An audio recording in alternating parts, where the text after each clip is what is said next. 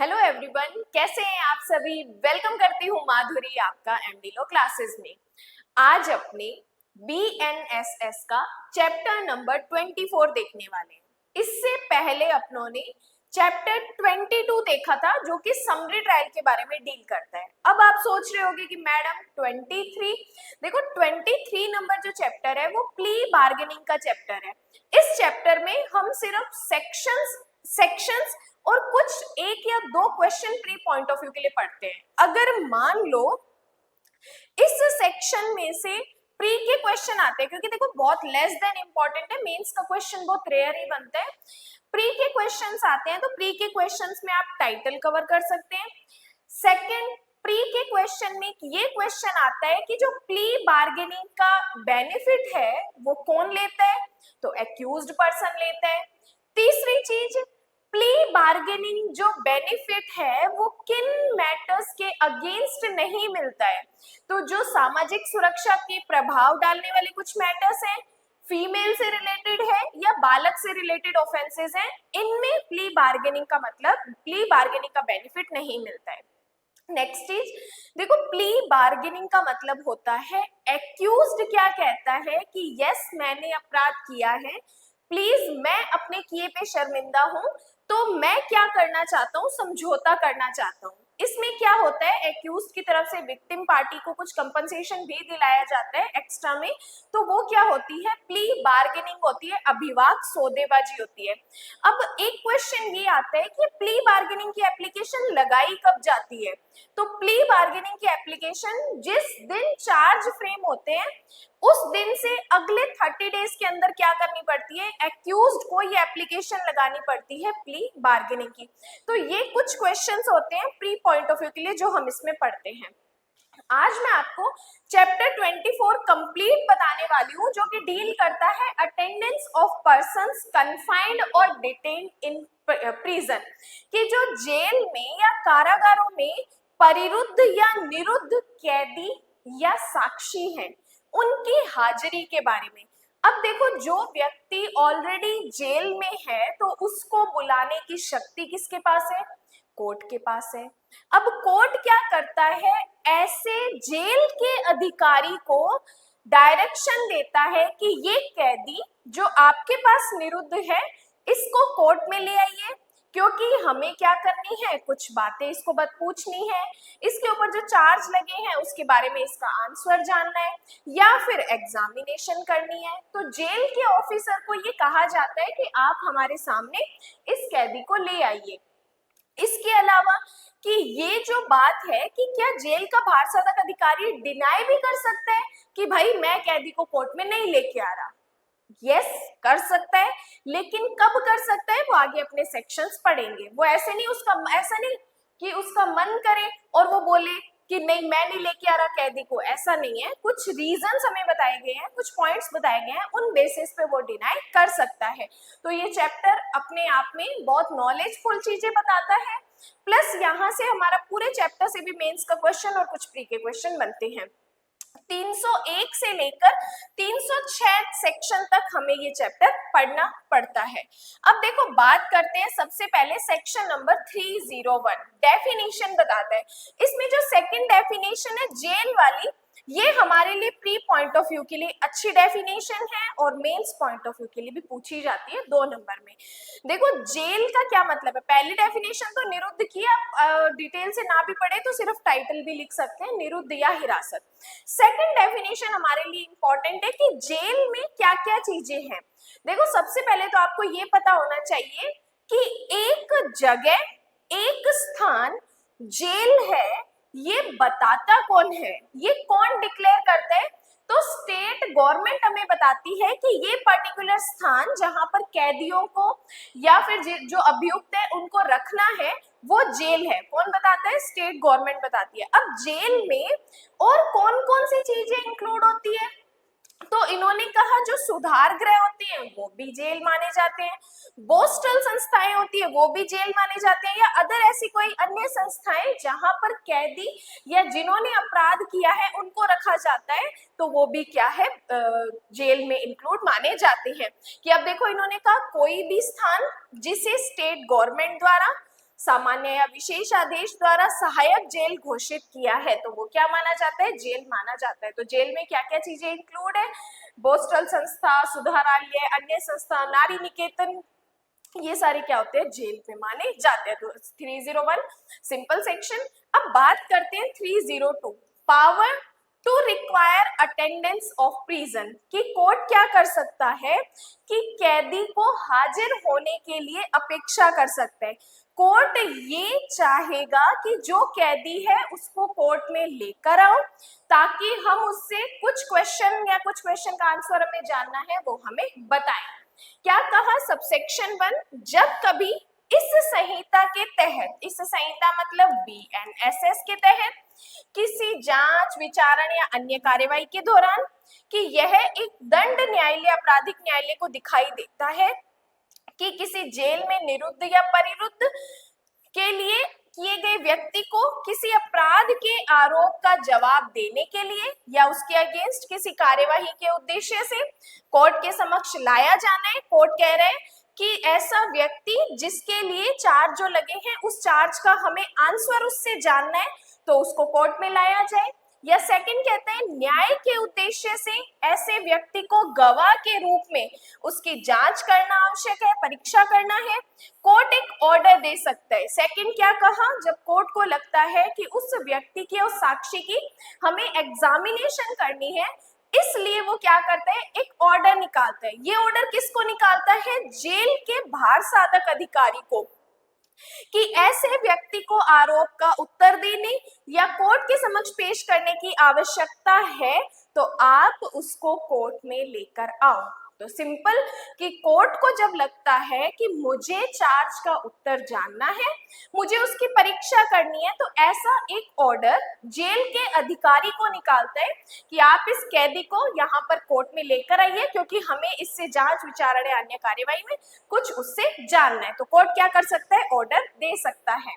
Then subsection 2 कहते हैं important question, pre का क्वेश्चन है कि जहां सबसेक्शन 1 के तहत कोई ऑर्डर, ध्यान से सुनना, सेकंड क्लास जुडिशियल मैजिस्ट्रेट द्वारा दिया जाता है और जेल के अधिकारी को तब तक भेजा नहीं जाएगा या उस पर कार्रवाई नहीं की जाएगी जब तक वह CJM द्वारा क्रॉस सिग्नेचर न हो, जो मैजिस्ट्रेट जिसके वह सबऑर्डिनेट है। अब देखो, जो अपनों ने सबसेक्शन 1 की बात पढ़ी ना कि मैजिस्ट्रेट ऑर्डर देगा कि आपके जेल में जो कैदी है उसको मेरे पास लेकर आओ, अगर ये order second class judicial magistrate निकालते हैं तो ये ऑर्डर उस जेल के ऑफिसर को तब तक नहीं भेजा जाएगा जब तक CJM इस ऑर्डर पे क्रॉस सिग्नेचर नहीं कर देता। ठीक है, अब देखो, जब सेकंड क्लास जुडिशियल मैजिस्ट्रेट ने ऐसा ऑर्डर निकाला कि कैदी को लेकर आओ, हमें जांच करनी है, हमें आरोप का उत्तर जानना है, तो सेकंड क्लास मैजिस्ट्रेट क्या करेगा, CJM को भेजेगा क्योंकि CJM के क्रॉस सिग्नेचर हमें चाहिए। तो यहाँ पे सबसेक्शन 3 हमें कहता है कि जब हम CJM को, जो सेकंड क्लास जुडिशियल मैजिस्ट्रेट ने ऑर्डर निकाला है, वो हम CJM को भेज रहे हैं, तो CJM उस बातों पर विचार करेगा और अगर CJM को लगता है कि नहीं, इस पे सिग्नेचर नहीं करने हैं, तो उससे वो डिनाई भी कर सकता है। तो इसका मतलब CJM की क्या है, ये डिस्क्रिशनरी पावर है कि सेकंड क्लास जुडिशियल मैजिस्ट्रेट के ऑर्डर पे या तो वो सिग्नेचर करे या उससे डिनाई करे। कि सबसेक्शन 2 के तहत क्रॉस सिग्नेचर के लिए प्रत्येक आदेश के साथ तथ्यों का एक विवरण होगा कि जो सेकंड क्लास ने ऑर्डर निकाला है उसके साथ उसको फैक्ट्स और रीजन भी बताने पड़ेंगे कि क्यों वो जेल के भार साधक अधिकारी को ये ऑर्डर दे रहे हैं। तो मैजिस्ट्रेट की राय में अगर ऑर्डर को आवश्यक बनाता है तो CJM मैजिस्ट्रेट से जो ये प्रस्तुत किया गया है कर सकता है। अगर CJM को लगता है कि यस ऑर्डर सही है तो उसमें क्रॉस सिग्नेचर कर देगा, कंफर्मेशन दे देगा। ऐसे कथन पर विचार करने के बाद आदेश पर प्रति हस्ताक्षरित करने से इनकार भी कर सकता है। तो यह उसकी विवेकीय शक्ति है कि सेकंड क्लास के ऑर्डर पर वो या तो कंसेंट दे दे या उससे डिनाई कर दे। तो ये हमारा एक अपने आप में अच्छा नॉलेज पॉइंट ऑफ व्यू से चीज बताता है। देन बात करते हैं सबसेक्शन 3, कहता है पावर ऑफ स्टेट गवर्नमेंट और central government to exclude certain person from operation of section 302। अब सुनो क्या कहा कि जो 302 में मैजिस्ट्रेट ऑर्डर निकाल रहा है कि कैदी को लेकर आओ। अब वहां पर अगर सेंट्रल गवर्नमेंट या स्टेट गवर्नमेंट ने मना कर दिया है कि उस कैदी को आप जेल में नहीं बुला सकते, तो यहाँ पर उस कैदी को जेल में बुलाने के लिए कोर्ट ऑर्डर नहीं निकाल सकता। जैसे सुनो, राज्य सरकार या केंद्र सरकार, जैसा भी मैटर हो, किसी भी समय सबसेक्शन 2 में निर्दिष्ट मामले को ध्यान में रखते हुए जनरल या स्पेशल ऑर्डर द्वारा यह डायरेक्शन दे सकती है कि कोई भी व्यक्ति या व्यक्तियों का कोई समूह उस जेल से नहीं हटाया जाएगा। कि सेंट्रल गवर्नमेंट और स्टेट गवर्नमेंट, जहां का भी मैटर है, ये दोनों ये चीज बोल सकती है, डायरेक्शन दे सकती है कि ऐसा व्यक्ति या उनका कोई ग्रुप है, उनको आप जेल से नहीं हटाओगे, इट मीन्स आप कोर्ट में नहीं बुलाओगे, जिसमें उन्हें कैद या हिरासत में रखा गया है। और उसके बाद जब तक आदेश लागू रहता है तो धारा 302 के तहत कोई ऑर्डर नहीं दिया जाएगा। अगर सेंट्रल गवर्नमेंट, स्टेट गवर्नमेंट ने हमें मना कर रखा है कि इस कैदी को आप नहीं बुला सकते, वहां से जेल से नहीं हटा सकते, तो कोर्ट ऐसा किसी भी प्रकार का जो 302 में कोर्ट ने ऑर्डर दिया है वो नहीं देगा। देन इसके बाद बात करते हैं सबसेक्शन 2 कि सबसेक्शन 1 के तहत ऑर्डर देने से पहले स्टेट गवर्नमेंट या सेंट्रल गवर्नमेंट अपनी केंद्रीय एजेंसी द्वारा स्थापित मामलों में, जैसा भी मामला है, निम्नलिखित मामलों पर ध्यान देगी। अब जब भी सेंट्रल गवर्नमेंट या स्टेट गवर्नमेंट इस तरीके का ऑर्डर देगी कि जेल में से कैदी को नहीं हटाना, तो किन मामलों पर ध्यान देगी? देखना कि उस अपराध की प्रकृति जिसके लिए वह आधार, जिस पर व्यक्ति या व्यक्तियों को जेल में कैद या हिरासत में रखने का ऑर्डर दिया गया है, वो ऑफेंस की नेचर को हम देखेंगे। सेकंड, यदि वह व्यक्ति या व्यक्तियों के वर्ग को जेल से निकालने की अनुमति दी जाती है तो सार्वजनिक व्यवस्था में गड़बड़ी की संभावना तो नहीं है या कोई सार्वजनिक हित ऐसा है, तो इन कंडीशंस में सेंट्रल गवर्नमेंट या स्टेट गवर्नमेंट उन कैदी को वहां से हटाने के लिए मना भी कर सकती है। देन बात करते हैं सेक्शन 304। सेक्शन 304 इंपॉर्टेंट है, ध्यान से सुनना कि officer in charge of prison, jail का भारसाधक अधिकारी, to abstain from carrying out order in certain contingencies, मतलब कुछ आकस्मिकताओं के दौरान जेल का भारसाधक अधिकारी क्या कर सकता है? कैदी को कोर्ट में लाने के लिए मना भी कर सकता है। मतलब जब कोर्ट उसको ऑर्डर दे रही है कि भाई तुम्हारे पास जो कैदी है उसको तुम कोर्ट में लेकर आओ, लेकिन वो जेल का ऑफिसर कोर्ट को मना कर रहा है कि नहीं, हम इसको यहाँ पर कोर्ट में नहीं ला सकते। अब जेल का भारसाधक अधिकारी जो है, officer in charge of a prison जो है, किन कंडीशंस में, किन सर्कमस्टेंसेस में कोर्ट को डिनाई कर सकता है कि भाई हम इसको नहीं ला सकते। अब वो देखो, जब वो कैदी बीमार है या फिर दुर्बलता के कारण जेल से नहीं हटा सकते, इतना बीमार है कि भाई हम उसको कोर्ट में नहीं लेके आ सकते, या फिर मुकदमे के लिए, विचारण के लिए उसको सुपुर्द किया गया है, या विचारण के लंबित रहने तक उसको रिमांड पर भेजा गया है, हमारे पास तो कैदी है ही नहीं, हमने तो ऑलरेडी रिमांड पर भेज रखा है, ट्रायल के लिए उसको अपने सुपुर्द कर रखा है, तब ये भारसाधक अधिकारी मना कर सकते हैं। या फिर उस अवधि के लिए हिरासत में जो आदेश का अनुपालन करने और उसे उस जेल में वापस ले जाने के लिए आवश्यक समय की समाप्ति से पहले समाप्त हो जाएगी, जिसमें कि वह कैद या हिरासत में है, कि अगर जिसके लिए हमने उसको कैद कर रखा है और हम उसे कोर्ट में लेकर आएंगे, वापस लेकर जाएंगे, तो इतने में तो उसका टाइम पीरियड जेल का खत्म हो जाएगा। तो उस सिचुएशन में वो जेल का भारसाधक अधिकारी क्या कर सकता है? डिनाई कर सकता है। या फिर वह व्यक्ति जिस पर धारा 303 के तहत राज्य सरकार या केंद्र सरकार द्वारा ऑर्डर लागू होता है, तो फिर जेल का भारसाधक अधिकारी कोर्ट के ऑर्डर को मानने से डिनाई भी कर सकता है। कि जेल का भारसाधक अधिकारी कोर्ट के ऑर्डर से तब मना कर सकता है जब कैदी बीमार है, जब उसको ऑलरेडी हमने रिमांड पर भेज रखा है, या फिर जब तक हम उसे लेके आएंगे, वापस ले जाएंगे, इसका तो टाइम पीरियड ही खत्म हो जाएगा, या फिर सेंट्रल गवर्नमेंट या स्टेट गवर्नमेंट ने उसको जेल से हटाने के लिए मना कर रखा है, तब जो सेक्शन 302 में कोर्ट ऑर्डर दे रहा है कि कैदी को लेकर आओ, उसके लिए वो जेल का अधिकारी डिनाई भी कर सकता है। लेकिन एक और ध्यान से सुनो कि जहां जेल से 25 किलोमीटर से अधिक दूरी वाले स्थान पर एविडेंस देने के लिए ऐसे व्यक्ति की उपस्थिति जरूरी है तो जेल का भारसाधक अधिकारी उल्लेखित कारण में अनुपस्थित नहीं रहेगा। मतलब अगर जेल से और कोर्ट का एरिया ही बीच में 25 किलोमीटर के अंदर अंदर है तो आप अब उससे डिनाई नहीं कर सकते, अब आपको कैदी को लाना ही पड़ेगा। तो 25 किलोमीटर हमारे लिए प्री का क्वेश्चन आता है।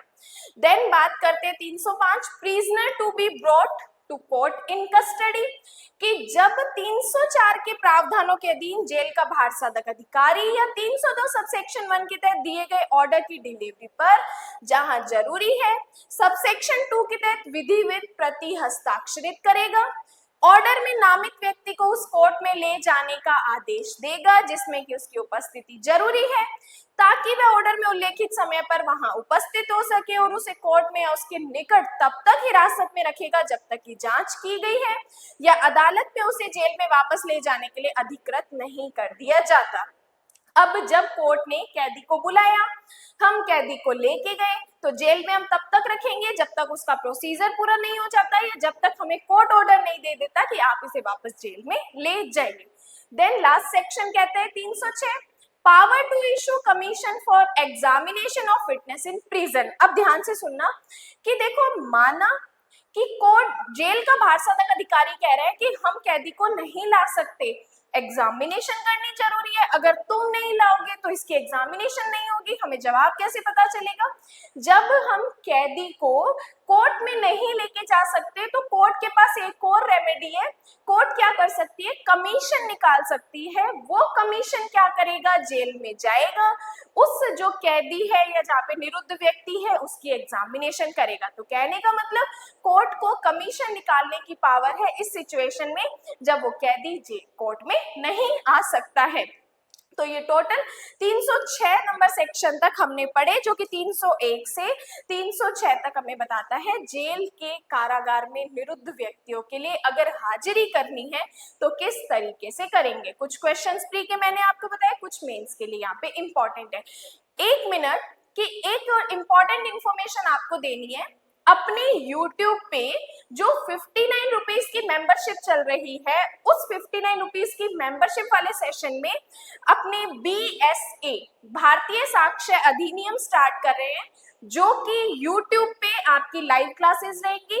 वो क्लासेस स्टूडेंट तभी देख पाएगा जिसके पास 59 रुपीज की मेंबरशिप है। तो अगर आप भी BSA पढ़ना चाहते हो तो फटाफट 59 रुपीज की मेंबरशिप ले लीजिए, क्योंकि बहुत जल्दी ये BSA की क्लासेस स्टार्ट की जा रही है। अगर आज आप 59 रुपीज की मेंबरशिप ज्वाइन करते हो तो वहां पे ऑलरेडी BNS और BNSS के MCQs भी अपलोडेड है, तो वहां तक आप वो क्लासेस देख सकते हो। और बहुत जल्दी आपके पास इंफॉर्मेशन आने वाली है कि कौन सी तारीख से हम ये BSA की क्लास स्टार्ट कर रहे हैं और किस टाइम पे हम कर रहे हैं। और आप टेंशन मत लीजिए, ऐसे ही टाइम पे किया जाएगा जिस टाइम पे आप बिल्कुल फ्री होते हैं। बाकी क्लास आपको कैसी लगी है, ये चैप्टर कवर हुआ है या नहीं, इसके लिए आप मुझे कमेंट कर सकते हैं और क्लास को लाइक करना ना भूलें। बाकी आज के लिए धन्यवाद।